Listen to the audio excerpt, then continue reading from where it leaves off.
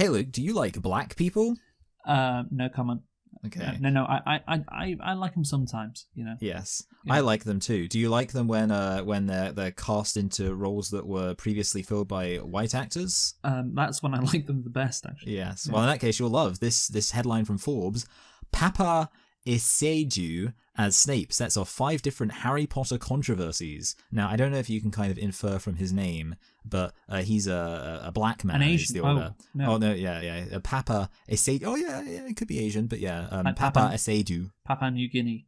That's true, yes. Yeah, which is barely Asian, to be honest. But yeah. Well, it's not really. It's in Oceania. But let's forget about that. Let's talk about the fact that Snape is now black. And, Yes. of course, Harry Potter's dad famously bullied Snape. And that is going to be quite funny, Yeah, Harry Potter's dad is racist. This is great. Yeah. Also, I think because a lot of right-wing people like J.K. Rowling now, Yes. for some reason, they really think, she's doing a great job, J.K. Rowling, on social media especially. And so I feel like they wanted to very much back this new Harry Potter TV, now who's going to like it? TV show? Exactly. And now, wait, they cast a black guy as Snape. Now they've turned against it. So I just find the situation very funny. Yeah, absolutely. I think the only way to salvage it is to turn the fact that Harry's dad bullied Snape into a good thing. Okay. Like maybe it's a motivational moment for Harry where he realizes that he can... maybe they should have all the Death Eaters be black.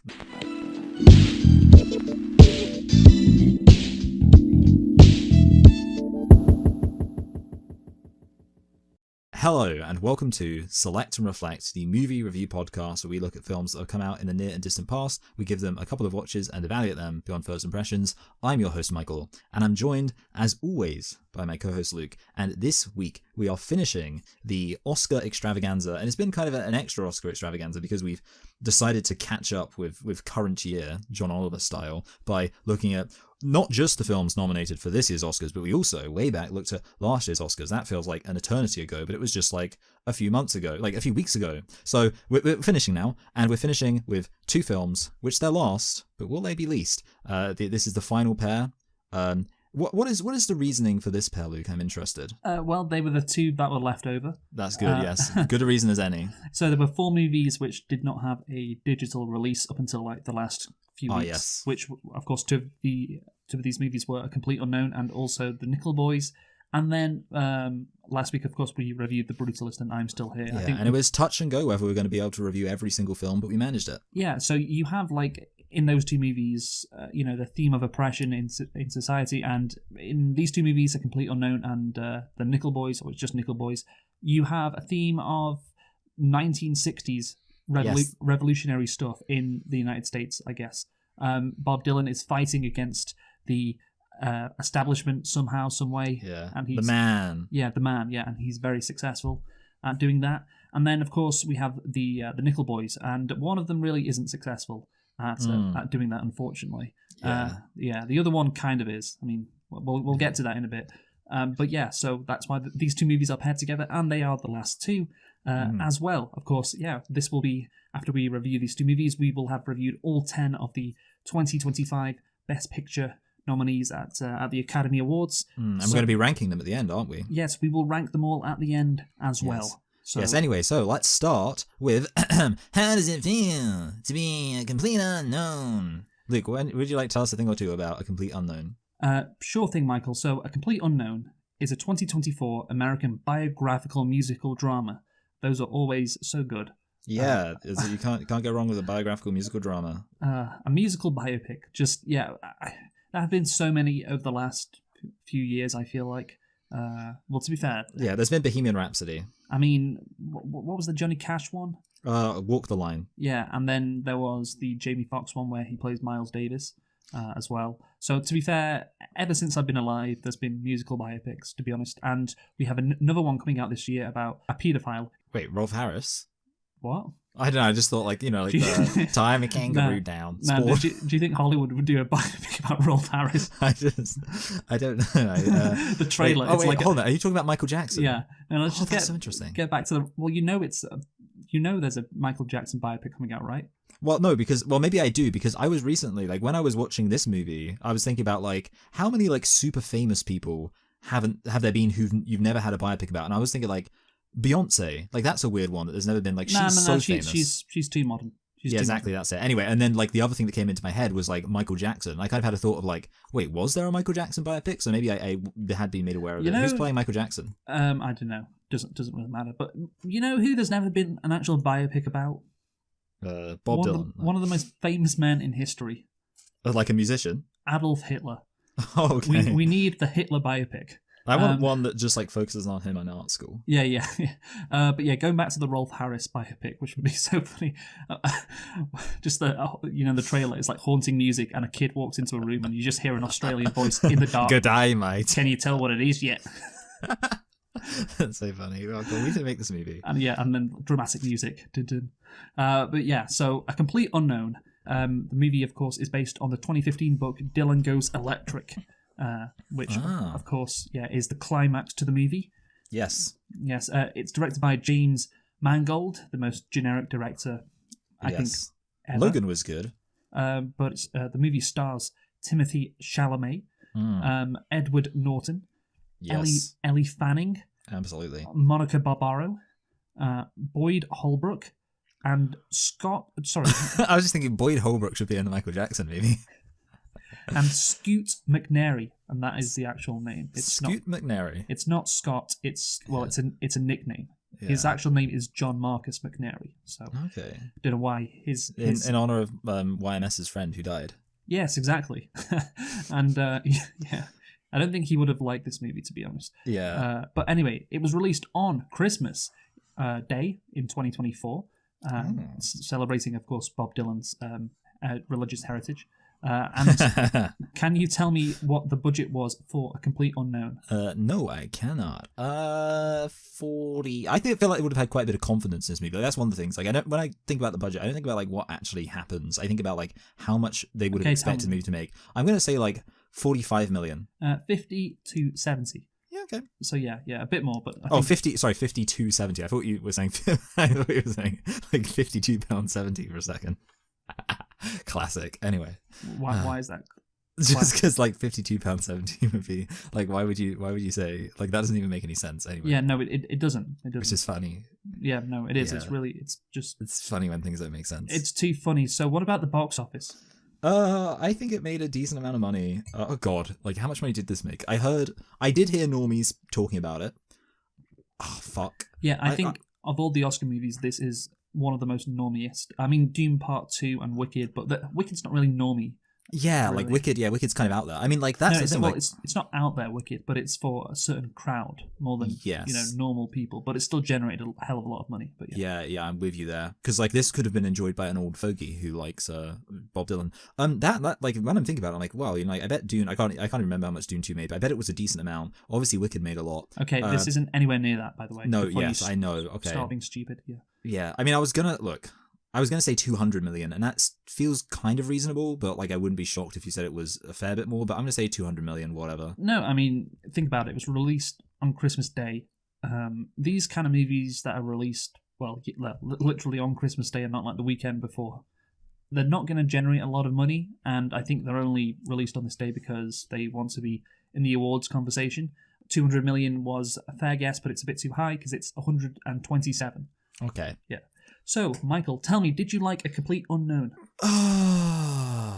So I should preface this by saying I'm actually a pretty big Bob Dylan fan. I discovered, because this movie put me in a bit of a Bob Dylan mood, when I was looking for some of my songs I really like by him. A lot of them were quite obscure. I'm not going to pull rank him. I'm just going to say like, maybe I'm a bit more of a true fan of his music. But one thing I must say is it seems to me like his life was pretty damn boring. I feel like of every single musical biopic I've ever seen, this is the one where like the actual stuff that happens just feels very bland. Like there's not really much to it. Now there is like an interesting thematic, well, not like super interesting, but obviously there's like a theme and like a kind of point to the plot.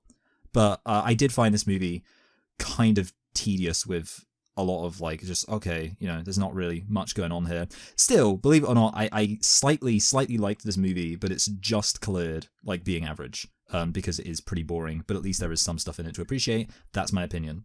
Yeah, I think this movie is just quite a standard biopic. Like, yeah, biopics, musical biopics in particular, have a reputation of being quite generic. Yeah, wow, we said the exact same word. Yeah. This movie is just very simple, and it's a simple story. It's not complex. The movie dips its toe when getting into Bob Dylan's character and dips its toe into some of the conflict in his life. But it really that's it. It's just all surface level, to be honest. And yeah, the movie is just interested in Bob Dylan going electric, as of course, yes, the movie is based on that book, and that is the climax more than anything. And yes. And look, I didn't really know a lot about Bob Dylan. I didn't really know a lot about the guy, and apparently this is a big deal just because I read about it on Wikipedia, and this was a huge moment in his career. But I didn't know that, and if I didn't read that on Wikipedia, watching this movie, I wouldn't really know that it was that important, to be honest. I kind of had a similar attitude, yeah. Yeah, because the crowd at the festival hate him, but did it have big ramifications? Well, apparently it did. So there you go. Although that's not actually shown in the movie, and the movie kind of just assumes that you'll know that this is a big deal. So, yeah. But overall, I didn't hate it. It's a fine movie, but again, it's just a bit disappointing for an Oscar contender. That this movie is as bland as it is, which was to be expected. But again, maybe this movie was just nominated because Timothée Chalamet put in a good performance, and he's an A-list actor now. So there you go. Yes. That's why it's going to be nominated for Best Picture. And James Mangold, of course, is a established director. But yeah, there's really nothing exciting about this. And yeah, again, there's been so many movies this year which are just quite disappointing, to be honest with you, because they've been nominated for Best Picture. You're expecting a bit of quality, and this one again was one of those ones where it's just the quality is lacking. So yeah, and it's unfortunate. Yes, I mean, I absolutely agree, and I kind of like you said, it's not really surprising that this movie was nominated for Best Picture because obviously there's plenty of bland, biopics that get nominated, especially musical biopics. But there's just nothing here. I think if this movie would have maybe committed more to making it totally about the whole electric thing, and maybe even kind of like you suggested, show a bit more of the aftermath to indicate how significant it is, could have worked better, because you're kind of just I don't really know what the point of this movie is until really it's only at the end that you're him being electric is the big point. Because apart from that, it's all a bit vague. Yeah, that is a good point. I think, again, if you know about how big that is, then that's a fine climax, but I did not, so I just found it kind of underwhelming. That's the direction the movie went, and of course, if you know anything about this, it's a big deal. But yeah, I think if you showed the ramifications of that, then I think it perhaps would have more weight to it. But it did not. I guess if you're a Bob Dylan fan, you might like it, or you might find it just, kind of surface level, like I said again. So this movie is definitely made for normies. Even though it sounds like an insult, I don't think. No, yeah. Necessarily. Sometimes I wish I were a normie. Yeah, I mean, it's fine. I don't really want to criticize the movie, but again, it's been nominated for Best Picture, so there's a standard in my head, and it just does not reach that, unfortunately. So let's get on to the... do you have any nitpicks? I actually have a lit pick. Okay, go for it. So, there are, or were, 2 films this Oscars which featured cameos from main characters from previous films from the same director. So obviously, James Mangold directed, I guess you know this, Walk the Line. And that is, of course, a Johnny Cash biopic. And this film has Johnny Cash in it, played by a different actor. But also, there was another musical biopic, which was not nominated for Best Picture, but it was about the opera singer Maria Callas, who had a relationship with Aristotle Onassis, who had a relationship with Jackie Kennedy. And that movie, Maria, was directed by the same guy who directed the movie Jackie, where Natalie Portman plays Jackie Kennedy. And in the Maria Callas movie, Jackie Kennedy shows up for a cameo, played by a different actor. So what are the odds? This was the year of directors being let's have a character from one of my previous biopics show up, and it happened twice in the same year. Crazy. Yeah, that's great. I think that is interesting. So my nitpick is Bob Dylan calls Picasso overrated, and he doesn't care about seeing Guernica, and I find that offensive. Yeah. Would you say that he doesn't care about a horrible act of humanitarian, anti-humanitarian, whatever it's called, a crime against humanity? You're saying he doesn't care about it? Yeah. I think that's the case because I've seen Guernica, and yes. That's the only reason why this nitpick is there, just to brag about the fact that I've seen Guernica. And you saw it in Madrid. Yeah, in Madrid, at the Reina Sofia Museum, Yes. not in Lisbon, in Madrid. So, yeah, that's my nitpick. Let us get on to the plot now. Set in the influential New York music scene of the early 60s, the film follows 19-year-old Minnesota musician Bob Dylan's meteoric rise as a folk singer to concert halls and the top of the charts. It highlights the momentous controversy over his use of electric instruments. Yes, that is kind of what the film's about. I mean, there's something I wanted to say, which kind of I could also say for the very first moment of the film. But the title of this film is a lie. It's the biggest lie in the history of the world, because you're like, okay, Bob Dylan has a song where he says, "A complete unknown."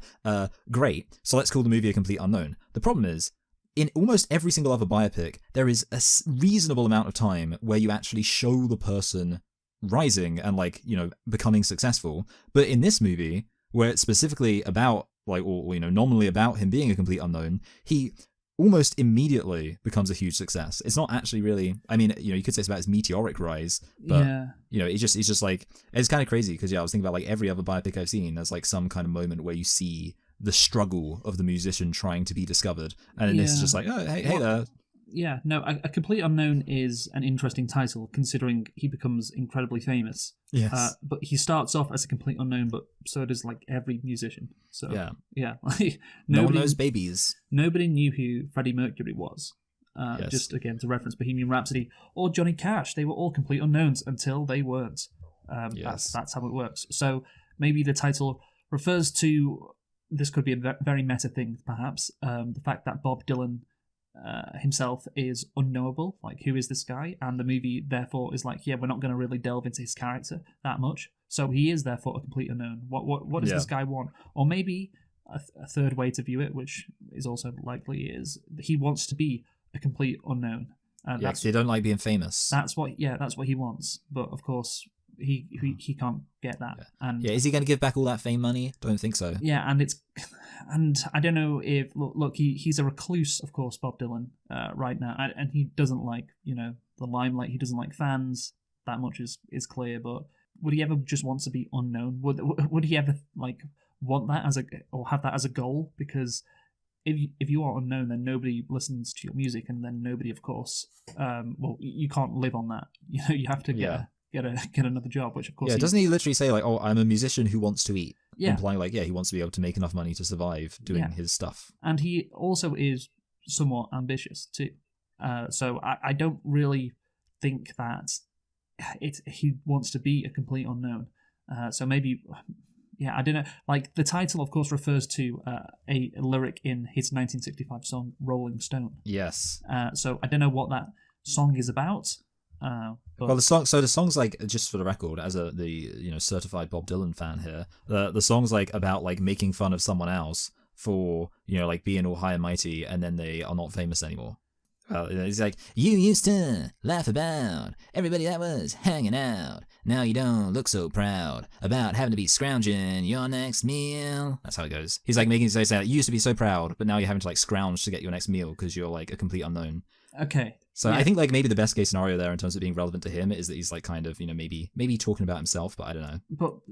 But that's not the case. It's never been the case with him. Yeah, he's never had to be scrounging to find his next meal, has he? Yeah. After, of course. Yeah. By the way, I just checked Reddit, and my reliable source for everything, and apparently the song is about Edie Sedgwick, who was a model. So. Well, great. I guess maybe he had a fling with her, and she's bitter. She's not in this fucking movie. Yeah, which is really weird. That's. I mean, to be fair, I don't know whether or not this Reddit guy is, a complete authority, but he said it with confidence. Well, that's the problem. The point of that lyric in Complete Unknown, it doesn't apply to anyone in this movie. Really. Yes, it's not relevant to anyone. So therefore, it could very well apply to this model. That would make sense. I've never heard of this fucking model, but again, this model isn't in this movie, so therefore, the title should not be A Complete Unknown. If that's what it refers to. So it's all very confusing and or bad. Yes, let's jump into the actual plot itself. Yes, let's do that. In 1961, Bob Dylan hitchhikes to New York City, seeking to meet his idol, Woody Guthrie. Dylan meets him in the hospital along with his friend Pete Seeger. Dylan performs a song he wrote for Guthrie, impressing them. Pete slowly introduces him into New York City's folk scene. I feel like this is the, how old men, there's a stereotype of a grandpa telling you how to get a job, and it'll just be you just wait around the office, and when you see the boss, you give him a firm handshake and say, "I'm your man," and he'll make you a marketing executive on the spot or whatever. I feel like this is that. Yeah, but it's maybe no, real. I put something similar in my notes, which was back in the day you could just turn up and get noticed. And yeah, like just Isn't there like that quote, like 50% of success is just showing up? Yeah, well, maybe back in the day that was the case. You know Larry King, you know him?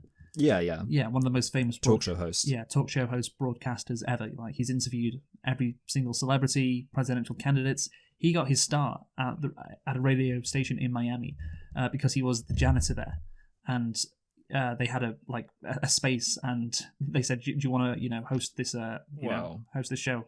And he was like, "Yeah, sure, I'll do it. I'm the janitor, so I'm around, so I'll host it." And there you go. His career took off. I wonder if that would happen to our friend who's the janitor. Yeah, maybe. Yeah, the other Dylan. Yeah, that's so crazy. Dylan's so relevant to this conversation. Yeah. But you imagine nowadays how hard it is to get that gig, and you probably have to know somebody in the business.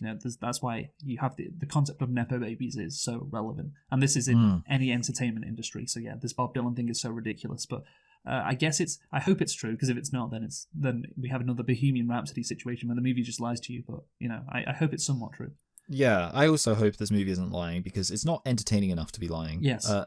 Following a performance by Joan Baez, Pete introduces Dylan at an open mic night attended by Albert Grossman. Dylan flirts with Baez and impresses the crowd, prompting Grossman to take him on as a client. Dylan is forced by his label to record mostly covers. The record sales are poor, frustrating Dylan. So yeah, I mean, obviously we kind of already covered, like, he's immediately taken on as a client. But yeah, this is where you get introduced, like, the man's trying to keep him down, dude.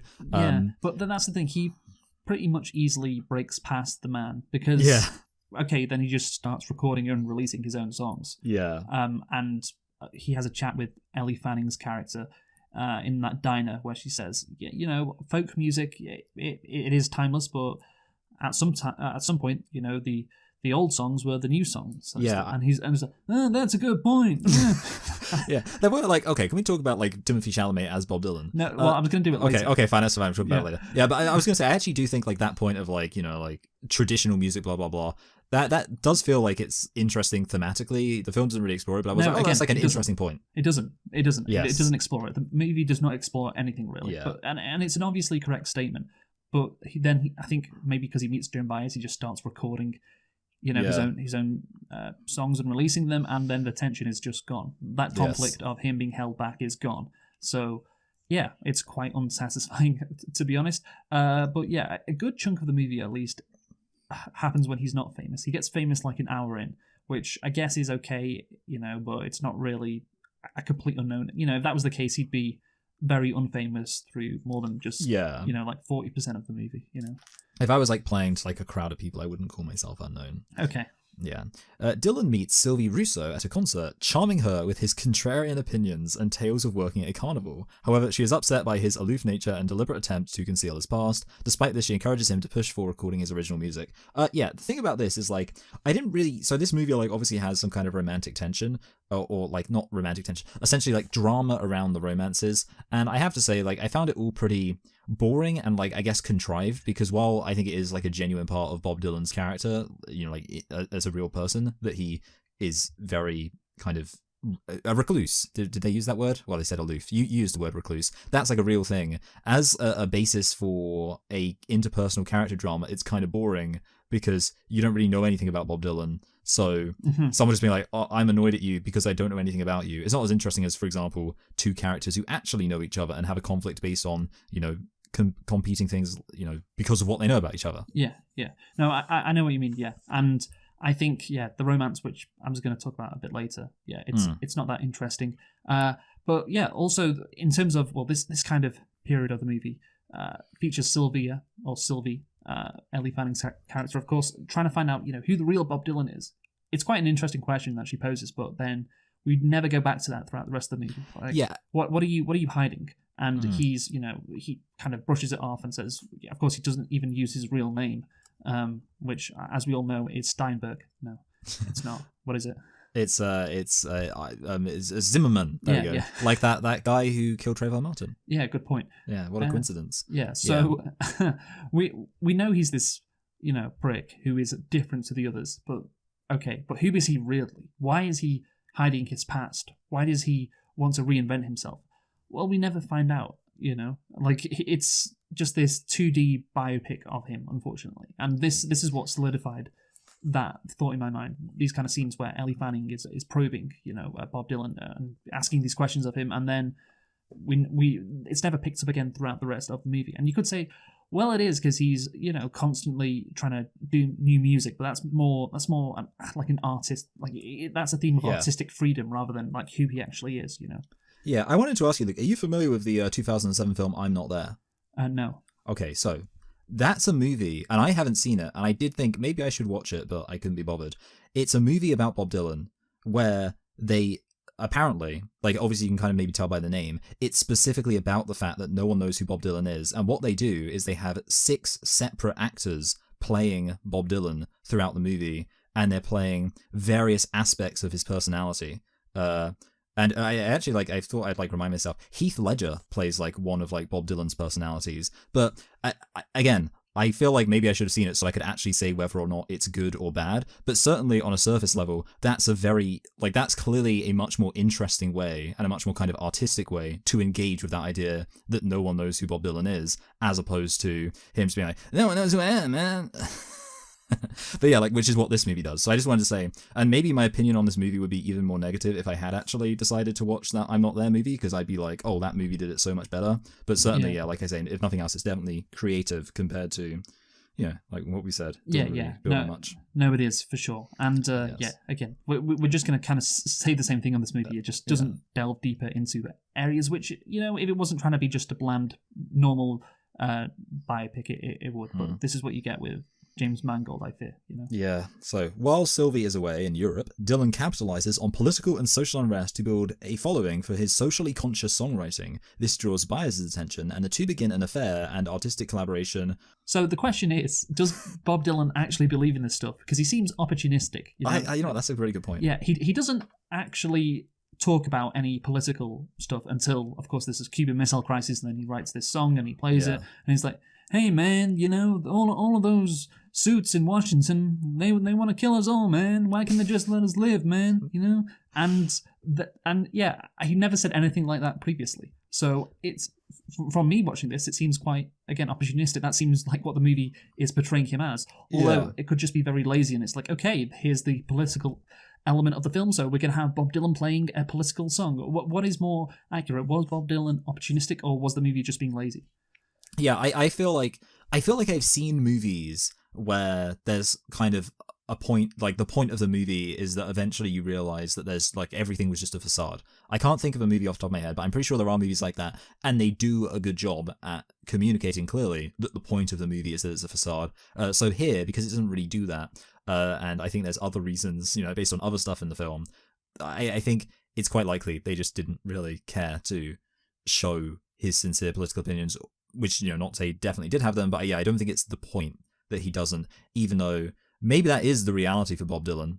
I don't really know much about his personal life, and if the film did explore that would be interesting, but I think, if I had to guess, I'd say probably the film's just like, well, the Cuban Missile Crisis, let's show that he did a political thing during this political time, because politics. Yeah. Also, it seems pretty ridiculous that Joan Baez happened to be walking down the street and just hear Bob Dylan's voice, but I guess you have some artistic license here.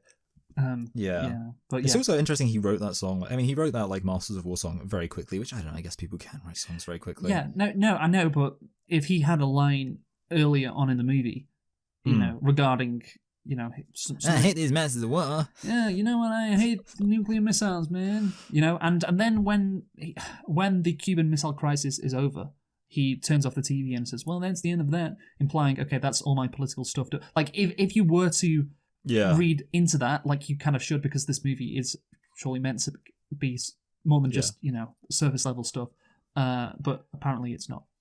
Yeah, that's a really good point. I feel like I actually said something I was going to say. Well, there's a quote from Richard Brody here, which I think... Oh, yes, okay. Read, yeah. Yes, Richard Brody stated the movie was hollow.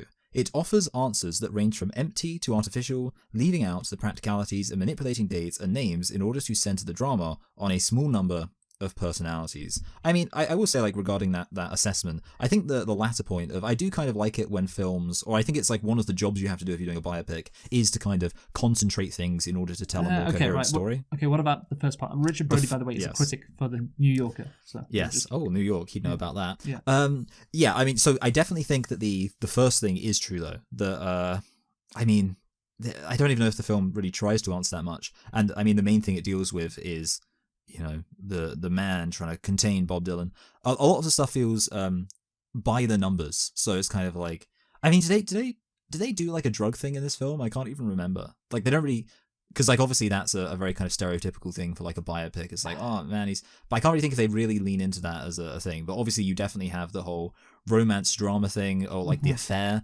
And the affair to me, it feels like a very kind of incidental affair. Like he's having an affair, but to be honest, like he has the affair, and then literally like the next scene is pretty much he's like already ready to break up with Sylvie. Yeah. I know. Yeah. I mean, it just doesn't go into detail that much. Yeah. Yeah, like I would say, like I think I prefer Walk the Line to this film, because obviously I don't know if you've seen Walk the Line, but like that has like a much more central like affair thing. Like it's all, I mean, it has a point to it. It's more generic, but yeah. Yes, yeah. Well, no, sorry, it's not more generic. It is also generic. Yes, yeah. I think like it's that thing of like, if you're going to see a film that's kind of cliche, you at least want it to sell you on the cliches, and I think Walk the Line does it a bit better. Yeah. Yes. Anyway, having achieved stardom but not artistic freedom, Dylan laments that he is beholden to the expectations of the industry and the folk music community. Yes, this is like a crazy thing, because you feel like I like how the big villain is the folk people, who are essentially, they're not really a threat. They're just going to be kind of annoyed at him if like he's basically just constrained by some people who would be a bit miffed. Some like of the weakest hippies. Yeah. It's not exactly like, it's not high stakes. Can you imagine Pete Seeger in a riot?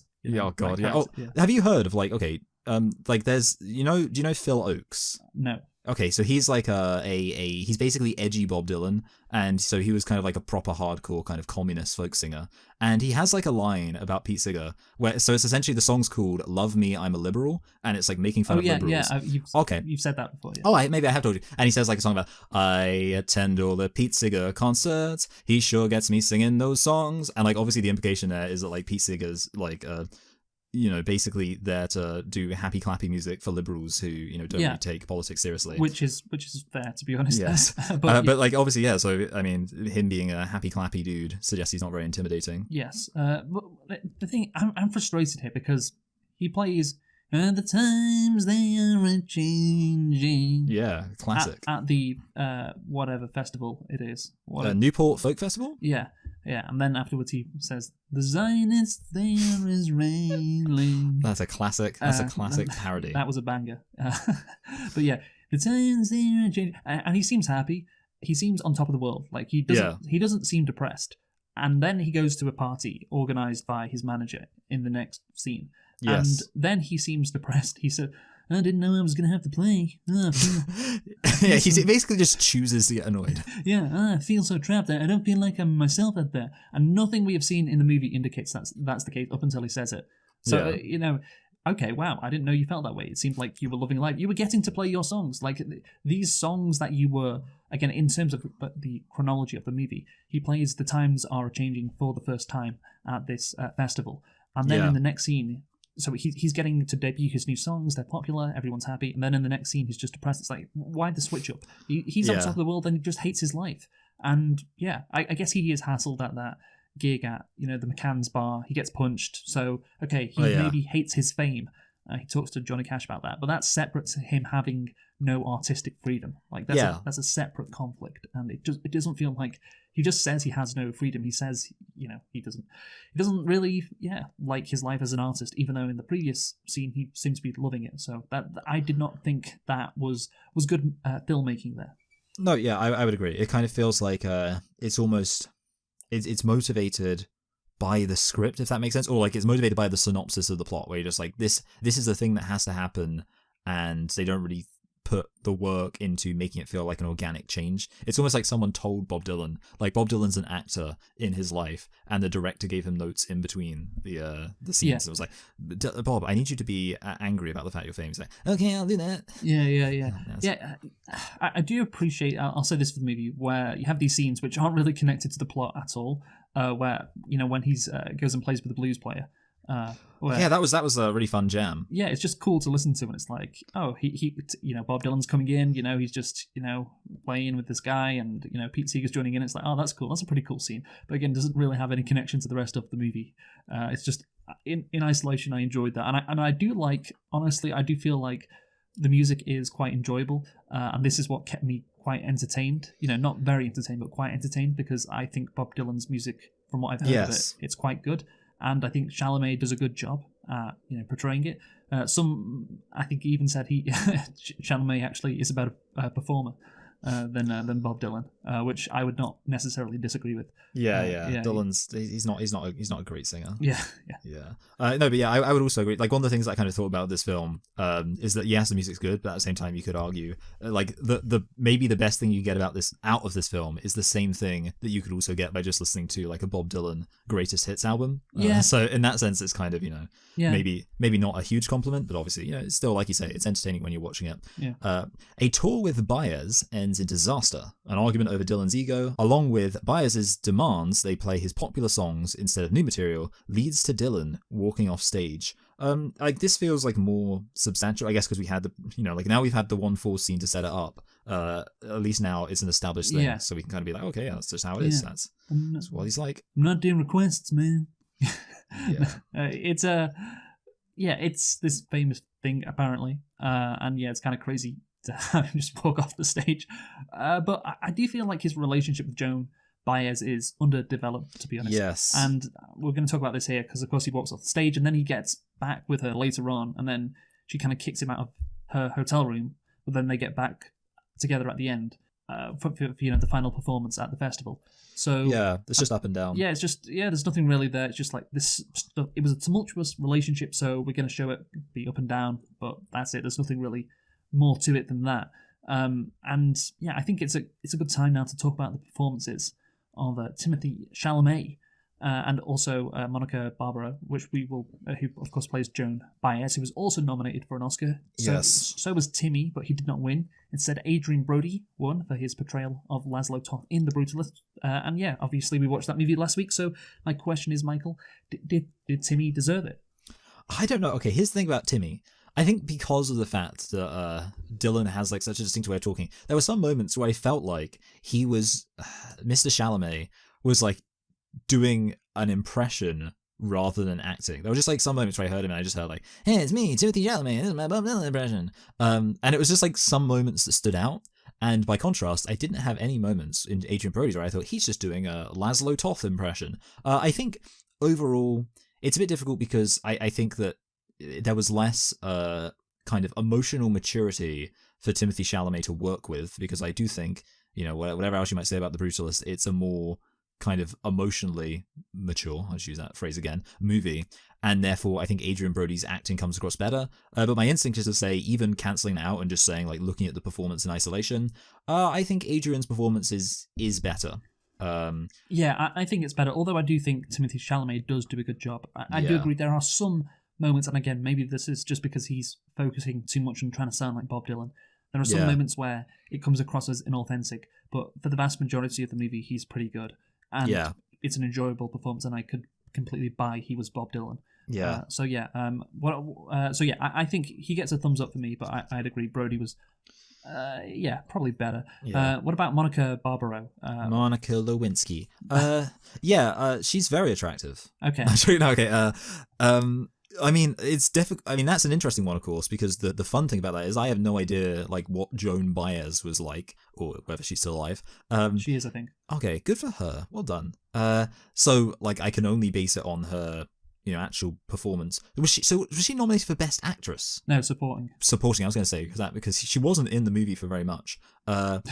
And that's why she's supporting you. I know, yeah, because obviously Zoe Saldana wasn't in Emilia Perez very much, and that's why she. Yeah. Anyway, yeah. So I mean, look, as far as I'm when after the Oscars, when the 4 actors won their awards, yes, and there was the picture of them, and somebody on Twitter had a funny caption. Yeah, some great lead performances there, or 4 great lead performances. You can't even. Kieran Culkin also in A Real Pain was almost the lead. Yes, absolutely. Like it's crazy and it's bad. Anyway, as for Joan Baez, I've already forgotten the name of the actress. Monica Barbaro. Monica Barbaro. I feel like she was in the movie for such a small amount of time that the only thing I can say is she did as good of a job as she needed to do for what she was doing. But there weren't any moments where I was like, wow. Some people suggested that she completely outshined Timmy. She completely dominated him in those scenes and was a far better performer. But also, I would say that's not really true because Bob Dylan is meant to be quite reserved, and Joan Baez is meant to be, quite outgoing. It's the age-old problem with acting. Like, what is good acting? Like, I always feel like it's really difficult to assess acting when like it's someone portraying a real person, because I feel like, okay, you can do an impression of a real person, but acting should be about communicating something deeper. Yeah, and again, I think Timmy almost does a great job at that. He just does a good job at it. But it's still very good in places, certainly. And again, I'm not really going to criticize him a lot, but yeah, just the point was that I think both of them do their roles quite well. And it's not the question of she was a better performer. I just think that's the role. She has to be the character that's in your face and that's more aggressive, and Bob Dylan isn't. So therefore, it maybe quote unquote looks like she's acting better because she's in these scenes and she stands out more, but that's not really the case. Dylan's desire to break free of expectations drives him to experiment with electric guitar and rock instruments. It's just like this is a parent who's worried about the satanic panic. Not weed. Yeah, exactly. Yeah. This is like the plot of an episode of Arthur or Recess or something where they have to have a stand-in for drugs because it's for kids. Anyway, a controversial direction within the folk scene who prefer simple acoustic arrangements. This is interesting because I guess it makes sense. What is the ideological disagreement here?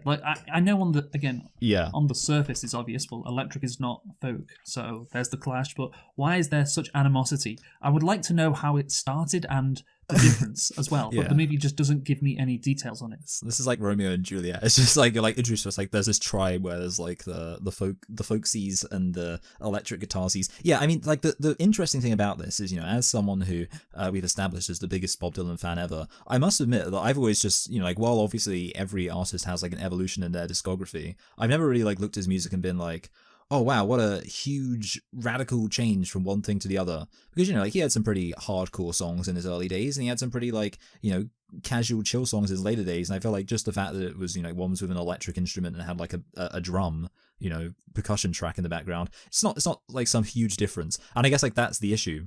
From a contemporary perspective, this just feels ridiculous because it just the fact they're booing it makes you wish Bob Dylan had just suddenly invented grunge.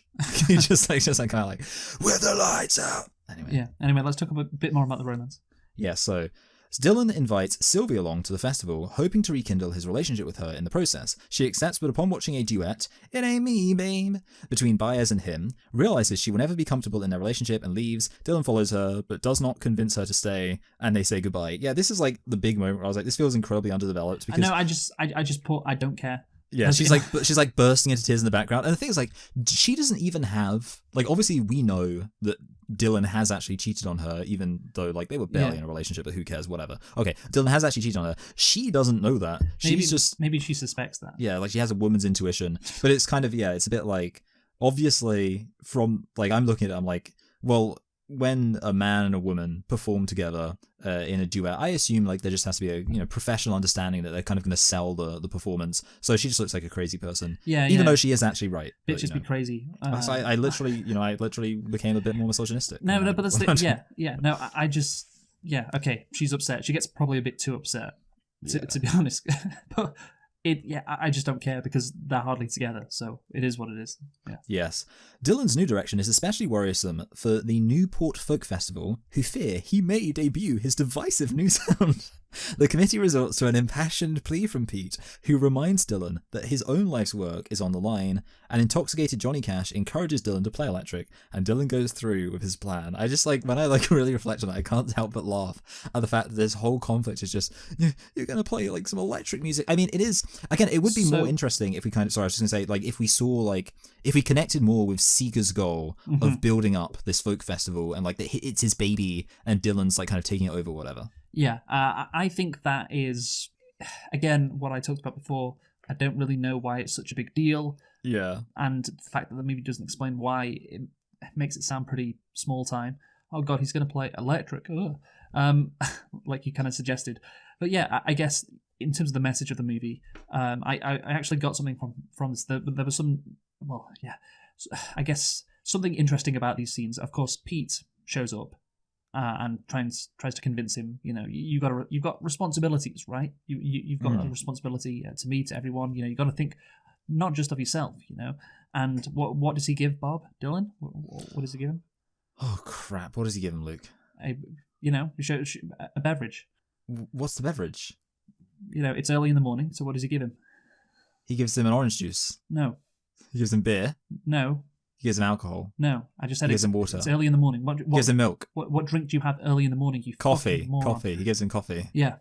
That makes sense. He gives him coffee, and then he goes to Johnny Cash, and Johnny Cash, of course, is intoxicated. Drunk. Yeah, because he's drunk. Yeah, and so you see Pete Seeger. He's the responsible guy with coffee. While yes. Johnny Cash is, still drunk. He's had a bunch of alcohol. Even gives him a cigarette. Even gives Bob Dylan a cigarette, which back in the day it was nothing, but as we know now, well, that's a big deal. Yeah, exactly. Yeah. So shows you're a rebel. Shows you're not going to do the responsible thing, and that freedom represented by Johnny Cash just stumbling in a parking lot drunk. Yeah, is Dylan's I want to be like that.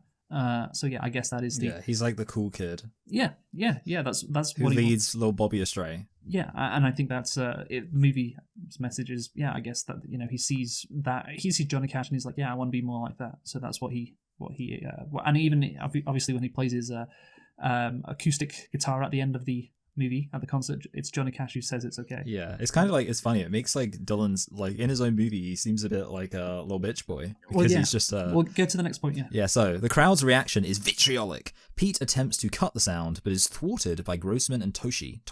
Dylan initially refuses to perform a folk song as an encore, but relents when Cash offers him his acoustic guitar. Well, sure, Johnny Cash, if you say I should do it, I'll do anything for you, because you're my best friend, Johnny Cash. I bet Johnny Cash secretly hates Bob Dylan. He's just humouring him. Yeah, I guess, he gives him the license because he's a representation of freedom. So it's okay, you can do this then. He has the pass. Yeah, I assume this happened in real life. He went on after this performance and played with his acoustic guitar. Because, I assume that's the case, otherwise the movie is taking quite a bit of liberties. And therefore, okay, James Mangold, or whoever wrote the movie, is right, well, how do we get, him up on the stage and for it to make sense thematically? Okay, Johnny Cash is the one handing him the guitar, because... Yeah. So I think that's why they went through with it, yeah. Yeah, I think so. And I think it makes sense. I was going to say, by the way, the one song he plays first of all is Maggie's Farm. Fun fact, Maggie's Farm was actually covered by Rage Against the Machine. So, there we go. Isn't that interesting? Because obviously Rage Against the Machine, very non-folky. Mm-hmm. The next morning, Byers catches Dylan and remarks that he won, that he finally got the freedom he wanted. Dylan visits Guthrie one last time before leaving town on his motorcycle.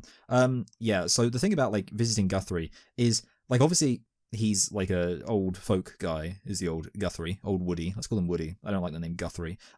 And therefore you kind of think, well, there's a connection that he's leaving Woody.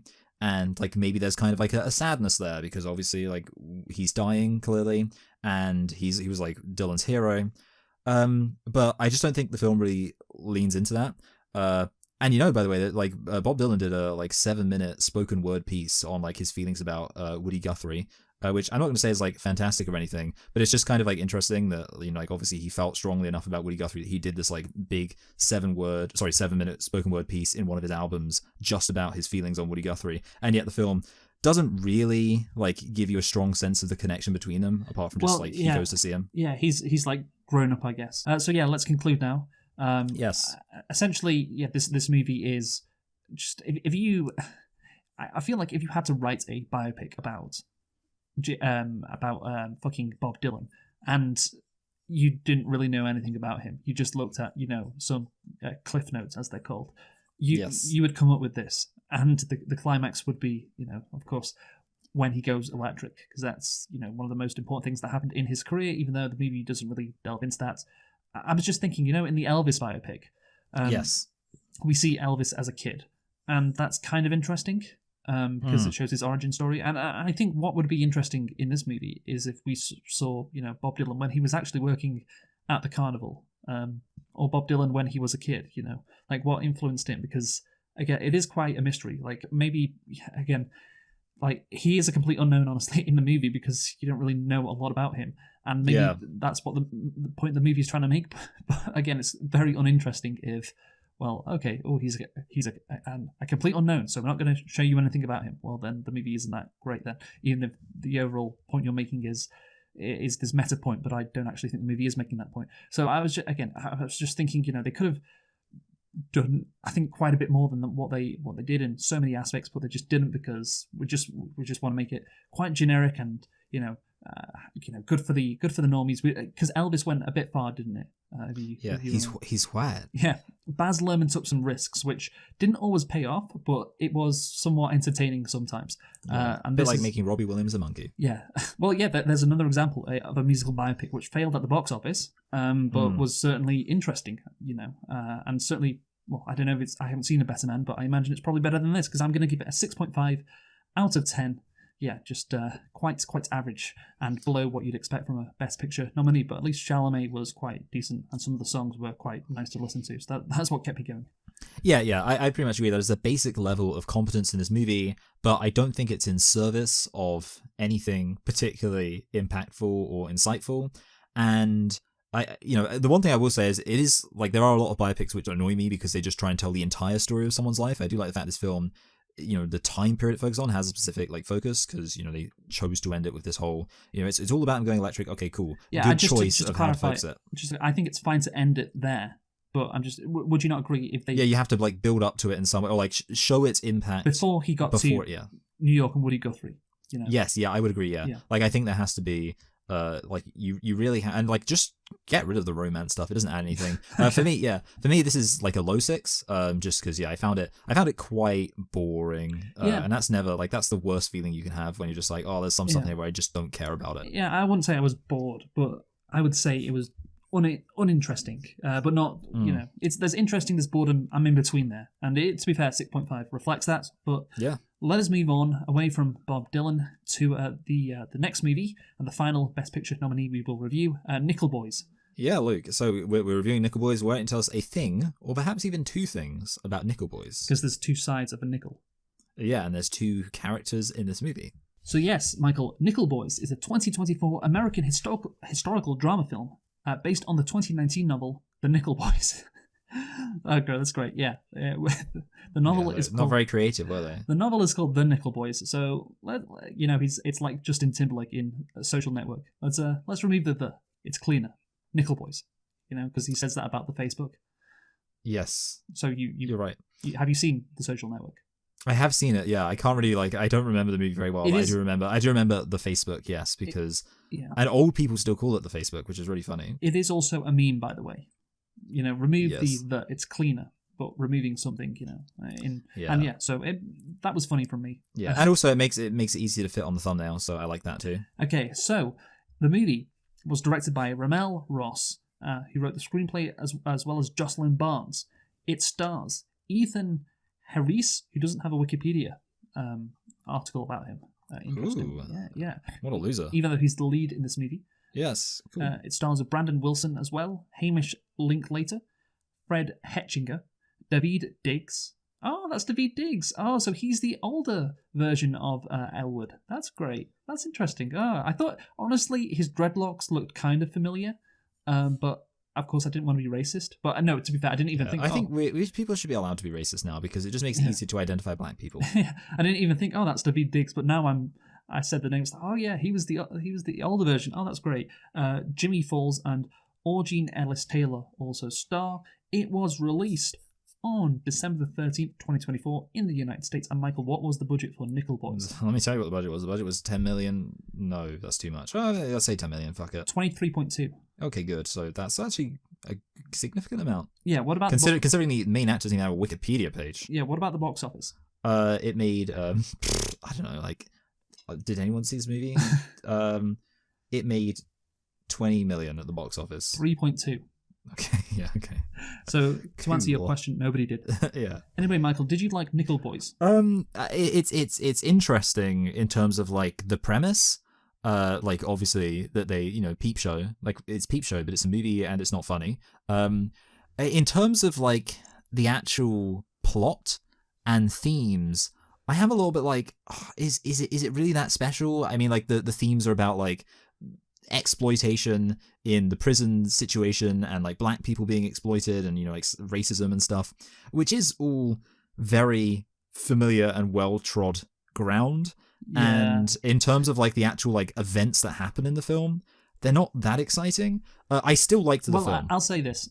They're a bit extreme compared to what you normally associate with the 1960s and 70s, because you have kids just being killed by this school, which is of course the big scandal. Yeah, that's the one thing you can't do to like at this point. Like, yeah, but I think that's a bit. I didn't expect that would be the case. When they were being treated badly and, you know, tortured, I'm like, yeah. I mean, of course, disciplined, Luke. Yeah, of course this shit would happen. You know, of course it's a correctional school in the South. Yep. There's no surprises here. But then when they're actually getting executed, okay, well that's another level, to be honest. I don't know how true that is, because I know it happened in Canada to like indigenous kids. Yeah, I actually did some boning up, and apparently. At least there were kids who died under suspicious circumstances, because it's based on a real school. Yeah.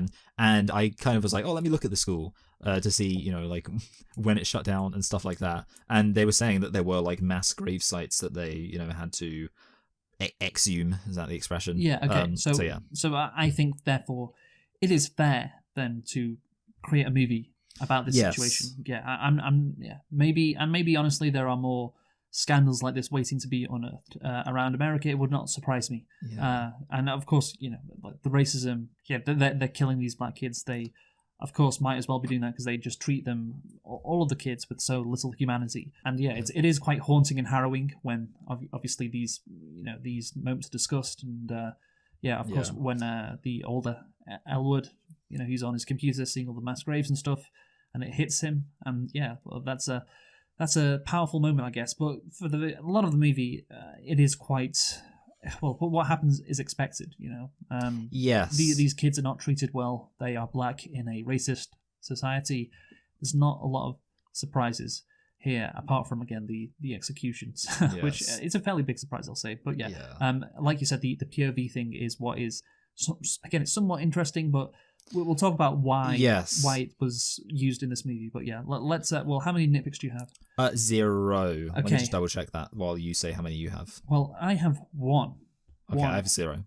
Okay, Picasso is not overrated. No, that's yeah. So this kid Elwood, he's meant to be 16, but he already has a receding hairline. That's crazy. Yeah, so much for black don't crack. Yeah, I know. But yeah, let's get on to the plot. Yeah, so the story follows 2 African-American boys, Elwood and Turner, who are sent to an abusive reform school in 1960s Florida. Isn't it I thought it was in Georgia, the school itself. No. They form a powerful friendship navigating the harrowing trials of school. The film is inspired by the Dozier School for Boys, a now closed Florida school notorious for its abusive treatment of students. That's a bad reason for a school to be notorious, I would say. Would you agree? Yeah, one of the worst reasons to be notorious. Yeah, and I think it is a cruel place. Of course, it is a haunting place, and they do this stuff to kids. But yeah, I again, the executions, like we've said, it takes it up a notch. That's a good phrase to use. But I am very much aware, as you are, of course, and I imagine a lot of Americans, certainly Black Americans of a certain age, are aware of the racism that went on. So yeah, when I heard about the story, I was like, oh yeah, but these kids are going to be unfairly treated, a bunch of racist shit is going to happen to them, and that's what ended up happening. And the POV thing is what makes it somewhat, again, different to what you would expect. Yeah, kind of like you already touched on. There's not really any way that the film can surprise you apart from being more extreme. And well, yeah, I guess when we talked about the POV thing, we'll like focus on whether or not that's like just window dressing to dress it up. That was a bit redundant to say window dressing to dress it up, but it's fine, Luke. But yeah, I would agree. Should we Yes. get into it? So, in 1962, Florida, Elwood Curtis appears destined for great things in the classroom. His teacher encourages him to think for himself and become an uppity young Negro. What is it? Am I allowed? I mean, I don't know what the rules are about that. That's not. It's not the worst N word you can say. It is. To be fair, the best word you can call a black person starting with N, by rejecting Southern textbooks' view of history. Yeah, so he really doesn't appreciate the validity of the lost cause narrative, which I personally found quite offensive. I know. It's crazy. Like, you know, he doesn't understand that these Southern whites just wanted what was best for the black people. You know, they wanted them working. You know, they didn't want them lounging around, you know, on welfare. But yeah, man, no, obviously, I think everyone's aware how racist the education system was, and you know, is now again under Republicans in the South. So yeah, this isn't surprising. Come full circle. Images of Martin Luther King, Sidney Poitier, and other civil rights icons are shown and appear throughout the film, along with other montages, such as an image of the US space program. Look, I did actually decide, just for once, to try and think about why the things that were happening on screen were happening, just for a change. And I do have like a theory. I don't know if you're like, you know, you have a theory, but I have a theory about like the US space program. Like what I was thinking is, oh, it's supposed to like show the contrast of like how extreme it is that while the US was literally like preparing to put a man on the moon, you still had black kids being killed without like getting any justice. Like I was like, because the US space program, I mean, obviously like it's no surprise why they have all of like the black people in there and stuff. But like the US space program, why does that get so much of a focus? And I was like, the only explanation I can think of is because it's supposed to be showing the contrast of like, oh, America thinks they're so great going to the moon, but you still got black kids being killed. Yeah. No, yeah. It's I think that is certainly the case for that point. And I think it's used as a montage to break stuff up, of course, because the POV thing, it's, you know, it's like, oh, we go from one scene to another, and it's not as easy to decipher, so it's good to break stuff up, but just from a practical point of view. Sometimes you see these montages, things are replicated in the movie. Of course, we see something that happens in these montages, and that's replicated then in the movie. That's the point I was making, and it's kind of interesting, I guess. And there's a long montage at the end of the movie, which just shows a bunch of stuff, and you know, I guess I could sit there and analyze it, but you know, I'm not going to do that. To be honest, like, I'm not gonna lie to you. So I actually watched this movie twice because, and you know, I think you already knew that. Yeah. But the second time, while that montage was going on, I did clean my teeth.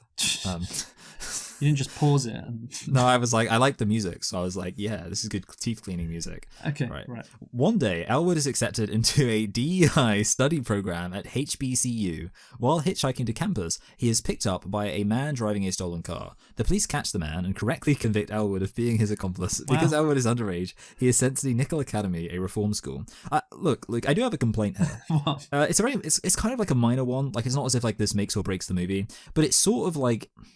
So, look, you could say this movie is a little bit like that other movie, what's it called? Shawshank Redemption. Except both characters are black. Now, that's not my problem in itself, whatever. Like, Shawshank Redemption is obviously a very different movie tonally, so on and so forth, but yeah, obviously there are similarities. The one thing is, when we reviewed Shawshank Redemption, I was like, oh, wouldn't it be more kind of morally interesting if he wasn't wrongly convicted? And you're like, yeah, well, you know, that's a very different movie. Okay, yeah, fair enough. But here I was also thinking, like, I kind of have just a slight beef with the fact that in these movies about, like, injustice in the prison system, the main character, like, always has to have been wrongly convicted. And it's like, doesn't that kind of imply that if they were rightly convicted, they deserve it? Okay, yeah. Sometimes they're not, sometimes they are. But, the thing is, it just makes no sense for this character to do something illegal. Yeah, I know, yeah. So if that's not in his character, that would be weird for him to do that. So, yeah, you could say maybe he's peer pressured one time, but...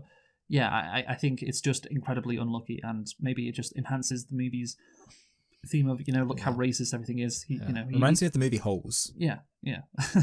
Isn't in that movie? Doesn't a black kid frame a white kid? It doesn't really matter. I can't remember, but yeah, it's also the worst look ever. I do think from a plot perspective, in terms of, you know, how could he get in trouble? It's just kind of ridiculous. You know, it's like, oh, I'm hitchhiking, and the one car you get in is stolen. You know, yeah. What bad luck? But anyway, let's move on. So, Nickel is internally segregated. White students enjoy comfortable accommodations while black students are housed in shabby facilities, and the school makes little attempt to educate them because what's the... Wow. I'm just like not reading any of these ahead of time because what's the point? That's a good yeah. No, I put these fucking little jokes in because honestly, for this part of the movie, I was like, oh yeah, it's all fucking racist. Yeah, the jokes stop now. I think that was the last one. Okay, that's it. Yeah, because like basically, as you kind of hinted at, this movie, it's just this is a bad situation they're in. Yes, yes. And again, the only thing which makes things a bit more different than normal is the POV shot, which we shall get onto now. Lovely. So, look, I mean, here's the situation, right? I think the standard thing you could say is, you know what, I was just going to like relate this to like the Robbie Williams as a monkey thing and be like, you know, like in Robbie Williams, like you could say maybe it's a standard biopic, but maybe they added the monkey thing as a gimmick. And I thought, wait, maybe I shouldn't even relate the idea of like portraying the character as a monkey. But like you could say, well, this is like a pretty boring story that doesn't necessarily have that much to say, therefore they did this POV thing as a gimmick. And the obvious counter to that would be to say, no, there's a very good reason why this film is shot in a POV way. And I'm going to be honest, Luke, watch this movie twice though I did, even if I clean my teeth for the end of it. I couldn't say to someone, there's a really good reason why this film should have been POV. And like, thematically or emotionally or in terms of the characters, why it makes more sense, because obviously like every film is told from someone's perspective, but so you know you could say, well, it's like from their perspective, so it's POV, but like that's the case for every movie. Are you going to now reveal, I'd love it if you did, are you going to reveal there's like some obvious reason why it really makes sense for this film to have been POV? No. I mean, maybe it's just meant to immerse yourself within these two. Yeah, I guess that's it. Yeah, that's it. So I think that is the justification for it. So everyone, I guess, as we've said, knows about racism. And what makes it more than a gimmick is, okay, let's actually put you as the viewer in these kids' shoes. Let's actually put you in these kids' shoes. And of course, you know, technically it's impressive, but also just from an emotional point of view, I think that is the overall point. Yeah, let's put you closer to the action, so it doesn't feel like another generic kind of movie, which is. And again, there's this great shot of them looking up at the mirror, and I do wonder how they filmed that. Was there a mirror at all, and they were just filming through glass? And, I like that's kind of was my thoughts too. I don't know if that makes sense. And it was made to look like, you know, they were looking up at a mirror because that was impressive, or was there some CGI in there? I'm not sure, but yeah. But basically, I think you know, what separates this movie out from other, you know, movies where black people are treated badly is this, I guess, immersion that the filmmakers are going for, which of course Carla Renata talks about in the next paragraph. Yes, in a unique filmmaking approach for viewers to see the plot unfold directly through the eyes of the two protagonists, the film was shot in the first person point of view. Carla Renata, for The Wrap, said, "This may sound like another black trauma porn." I just read the words black and porn, but I was like, where's this going? Okay. Picture sanctioned by Hollywood to exploit black history for financial gain. Thankfully, through the lens of Ross, this narrative doesn't fall into that trap we have seen for decades. Ross brings his unique cinematic sensibility, allowing audiences to experience this type of story from a sensory perspective. David Canfield of Vanity Fair wrote, "Like last year's The Zone of Interest, it all but reinvents the language for movies about a particular dark historical chapter." Yeah, so when Carla Renata said, you know, it shows you the story from a sensory perspective, I think that is accurate. Yeah, it lets you see things almost in a clearer way, and that is what is, again, there's a thematic reason why you do it in POV. And yeah, I'm not sure it reinvents the language for movies. Because, ever heard of Peep Show? Yeah, Peep Show exists. Can you imagine the Peep Show characters? Yeah. Also, since they mentioned porn, literal porn exists, and that is from the POV perspective. Okay, that's great. Well done. That's just where you go to. No, but can we go back to imagine if the Peep Show characters were in the situation? Oh yeah, sorry.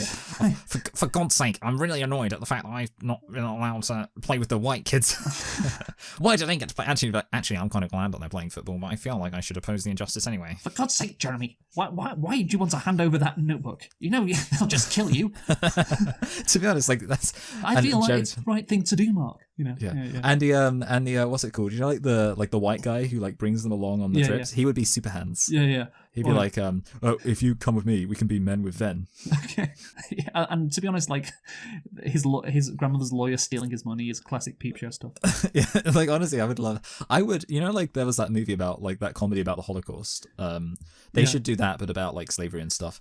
The one thing, look, there's this one thing I just want to say. It's very, very brief, just about the POV thing. Something I've noticed is like a lot of movies nowadays, when you watch, like suddenly you get to the Oscars and every single movie is shot in a non-standard aspect ratio. But you know, usually movies are like widescreen, and like I feel like 50% of the movies, but maybe I just noticed it more, that I've watched relating to this year's Oscars were in a non-standard aspect ratio, usually I guess like what 4:3 or something. In this case, it kind of annoyed me more because I was thinking like, I feel like if anything, your field of view is more wide. Like I feel like I have a very wide field of view. So I was just like, I feel like this movie in particular should have, like not had this tool aspect ratio. Yeah. Anyway, just back. Can we go back to Peep Show? Okay, that's fine, Luke. We don't need to review this movie. Mark and Jeremy, like when they're running away, it's like Mark chickens out. It's like, maybe they won't execute me. That's literally what I was imagining him doing. Maybe they'll just say you've been a bad boy and let me off. You know? Yeah. Well, I imagine him like kind of ratting out on on Jeremy. It was like, him. He's over there. I didn't hand the notebook. It was him. Yeah. I actually like doing this work, and I think it's very productive. Yes. I love all the painting and everything. It's good for my mental health. Yeah. For fuck's sake, David, you've really... it's much harder to do. Like, I feel sorry for Robert Webb. It's much harder to do a Robert Webb impression than a David Mitchell impression. Anyway. Yeah. Although the superintendent tells black students that they can be released for good behavior, in practice they cannot leave until they turn 18, as the school makes money hiring them out as convict labor. It is implied that some students are sexually abused. So obviously that, like, private prisons, that's that privately owned prison. Get your something today. I can't remember. It's like a Kanye West lyric. But yeah, like this is the thing. It is bad, and the movie depicts it as bad. The sexual abuse thing, where exactly is it implied?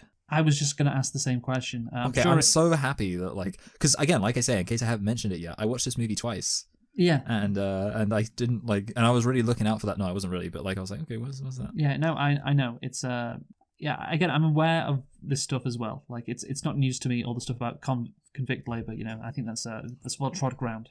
Yeah, like, oh man, we're still people think we're free outside, but we're not free outside, and at least they're honest about it. Remember that guy says that? He says anyway, Elwood bonds with Turner, another quiet student. Elwood is inspired by the civil rights movement, but Turner is cynical and urges Elwood to keep his head down. That's a classic Mark move right there. Even though we've been previously imagining Elwood as Mark. I mean, it makes sense, I guess. Like, actually, I had a complaint about Elwood. You said he's not got a Wikipedia page. I'm not gonna lie, I kind of felt like Elwood wasn't actually that good of an actor. He wasn't terrible. Like there were certain times when he said stuff where it kind of didn't really feel like an actual person talking. Was this when it was his POV? Yes, maybe, and it could just be because of like the sound of. Yeah, I think that's an issue with the sound more than anything. Yeah, because it's just like when I was listening to it, I was like, this seems like inauthentic in some way. Yeah, I usually like don't complain about acting because I feel like everyone kind of like people behave weirdly sometimes. So like maybe Like, yeah, well, it's I think it's just because it's unusual. Yeah. And of course, well, I think the reason why it's called Nickel Boys, of course, the school is called Nickel Boys, but it's the two sides of the coin or the nickel, you know. And I don't know if the nickel is kind of a lower coin in American currency. It's only 5 pence. So 5 cents. So yeah, like lower than a quarter and indeed a dime. Yeah, so I guess that makes sense thematically, you know, lower than even a dime. Wow. And yeah, obviously there's this philosophical discussion of whether to get around obstacles or to break them. And then literally, that's what I put in my notes, and then literally Elwood says later on in the movie, no, you got to break the obstacles. Obstacles are there to be broken. Which is like, well, you just fucking copied my whole flow. No, you just that's what I put down in my note, and then what an arsehole. You just go and say it. The difference, but yeah, it's quite obvious. So you know, the two sides of the same coin, they're both treated quite badly. One has a different approach to the other. But yeah, let's move on.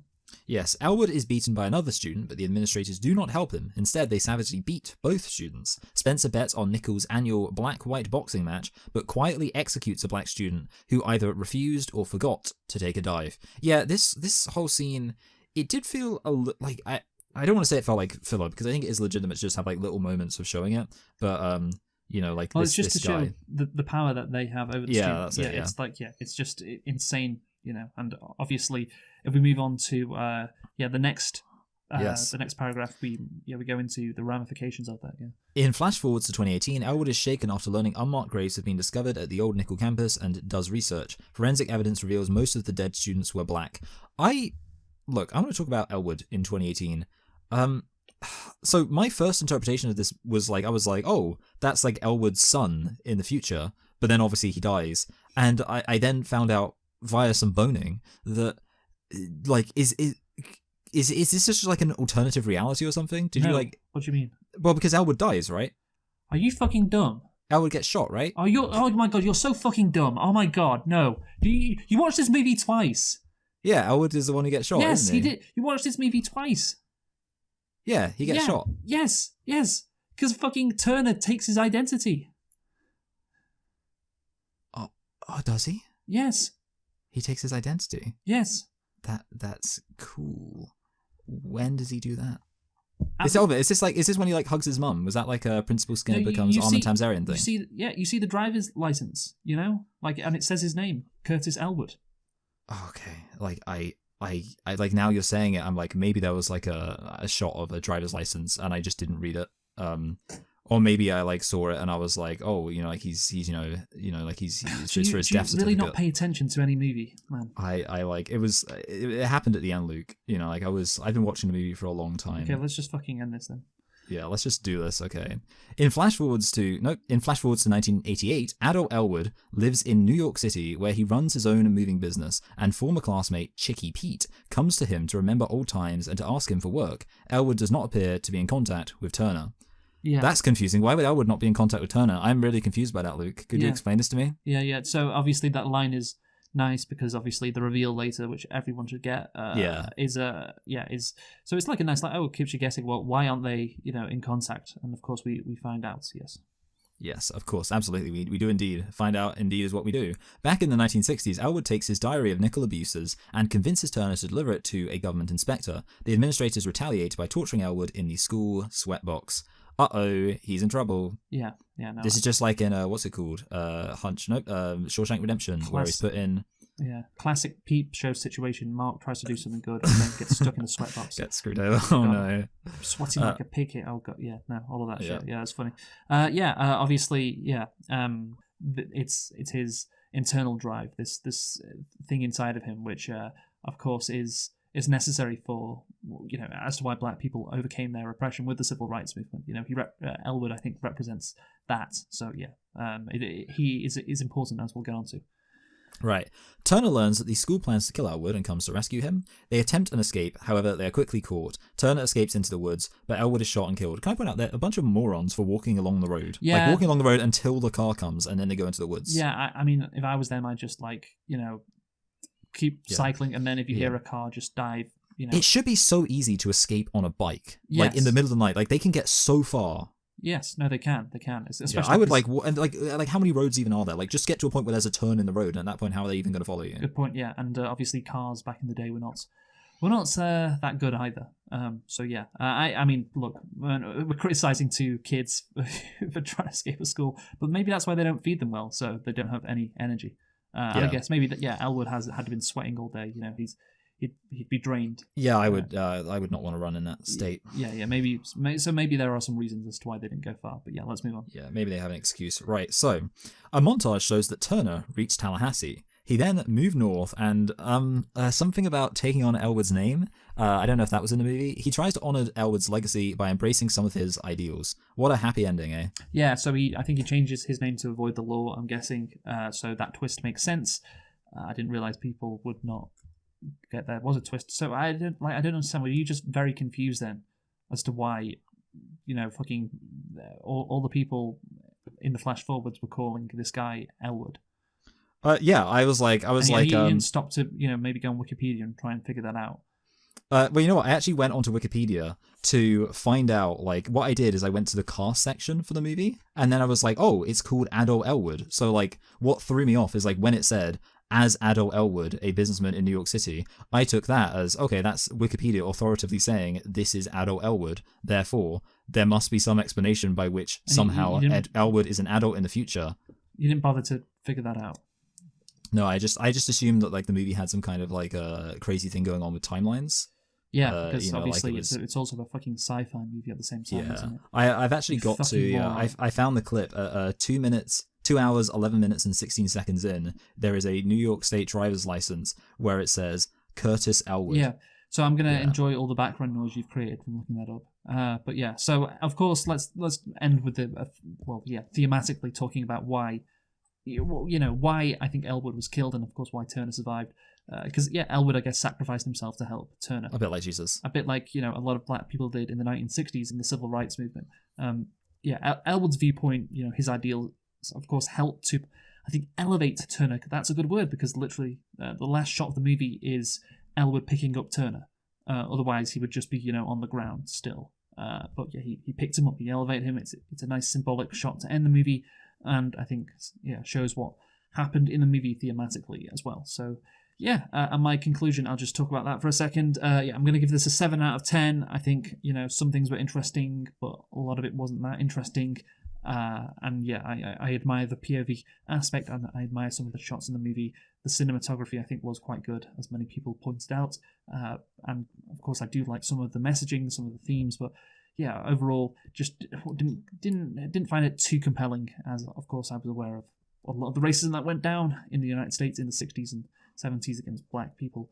It was more than just black trauma porn, but it wasn't, significantly more. It wasn't, leaps and bounds ahead of that. So 7 out of 10 feels fair. What about you? Yeah, so we're pretty much in agreement, with both these movies. Just like relatively speaking, I'm rating just a tiny bit lower because I was going to give this a high 6. So basically in practice, just a tiny bit below you. I will say regarding my, my now much publicized error, the one thing I'll say is this. Because I think we've kind of said this movie wasn't really doing anything super special, blah blah blah. I mean, obviously the cinematography and stuff. When obviously I'm going to get a little bit kind of less invested in the movie, as I'm like, okay, this isn't really doing anything new, and therefore I'm going to be watching it less actively. I'm not surprised that what probably happened. I can't remember but that license plate shot up, and I just didn't even bother to read any of it. I was just like, okay, there's a license plate, whatever. If this movie was a movie where I was like, oh, I'm really invested in this, I would have been more actively watching it and picking stuff up. But considering it happened right at the end, but yeah, I mean, still, it's a high 6 because it does do some interesting stuff. But I do think this movie didn't have me being oh, cool. You're blaming your laziness. I'm blaming, yeah. Movie. Okay, so absolutely. Let us now do our 2025 Best Picture run through. So we have reviewed all the 2025 Best Picture nominees for this year's Academy Awards, and we are going to go through them from 10 to 1. Yes. And let's see where we put each movie. So at the bottom of my list, Michael, number 10 is Emilia Perez. That's not a shock. It's the bottom of my list. What did you give out of 10? A low 3. Okay, what's 9th on your list? Okay, so this is the big disagreement. 9th on my list is Wicked with a low 4. Yeah, okay, that's crazy. Mine is The Substance with a 6. Okay, so we're not too crazy because then I have The Substance with a low 5. So that's your 8th. My 8th is A Complete Unknown with a 6.5 rating. What's your 7th? Mine is Anora with a high 5. Wow, you were really harsh on Anora there. That's crazy. Yeah, I think the movies weren't great this year. By the way, for 7 is Nickel Boys for me, which I gave a 7. But I think this we really got into your lack of attention span in a lot of ways in this Best Picture. Yeah, we had a lot of fun. Reviews. So what's your 6th? 6th is A Complete Unknown.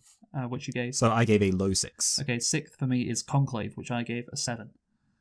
Yes, and next for me was Dune 2, which I also gave a low 6 because we had that whole thing about I think it's definitely better than A Complete Unknown. So 5th for me is actually Wicked, which is a 7.5, which is kind of crazy. Which I don't think it. I can understand, like I said, why it was nominated for the Best Picture because there's some good stuff about it, but it really should not be this high up my list. It really should not be 5th. But because of just. There wasn't a lot of good movies nominated this year, so therefore somehow Wicked is in 5th. When ideally, if it was to be nominated, it would be 9th or 8th, perhaps. Yeah. So that's how I feel about my number 4 one, just missing out on the podium, which is Conclave, which again was actually when you really think about it, it was very stereotypical, very kind of generic. Yeah, so And I only gave that a middling 6. So okay. I'm still in the 6s, even. Yeah. So fourth for me was Anora. I gave that a 7.5. So yeah, I'm rating things a bit higher than you. And yeah, Anora, Best Picture winner, of course. But wasn't that good? Wasn't amazing? Wasn't that bad? 7.5. It's all right. But yeah, that's it. What about your third? Yeah. So for me, my third is actually Nickel Boys, which I gave a high 6. So That's crazy. I don't know whether or not, like, it's almost, you'd think it would be the opposite, that like for some reason I feel like I maybe got more generous to the movies as I went along. Maybe just because my expectations got lower. Yeah. Like because we went into like Anora and whatever, like Conclave, and I was like, oh, this is going to be great, and I was like, oh, that wasn't that great anyway. Yeah, that is a big difference. For your third is Nickel Boys. Nickel Boys was only 7th for me. But yeah, so third was Doom Part 2. I put that third. Again, I saw it in the cinema. Yes. That influenced me. And yeah, I enjoyed it quite a bit. So what's your second? Yeah, so now we enter the best week for us, because my second is I'm Still Here with a high 7. Okay, second is The Brutalist for me, which with an 8. And then in my number 1 spot is The Brutalist with a middling 8. Yeah, so number 1 is I'm Still Here with an 8.5. So, yeah. I didn't really love I'm Still Here. I didn't love it. I didn't think it was that great, but just because the rest of the movies weren't that good. So an 8.5 out of 10 for I'm Still Here. It wins it, but at least our top 2, they're the same, of course. Yeah, we didn't actually disagree. Like, it's kind of interesting that we didn't disagree on as much as you might think, because, like, obviously we both kind of put Emilia Perez and The Substance towards the bottom. The big disagreement was Wicked, and then like Dune 2, but that makes sense. Yeah. Do you know how I've calculated the average rating of the Best Picture movies, and I've done it since 2018. So my average rating this year was 6.9.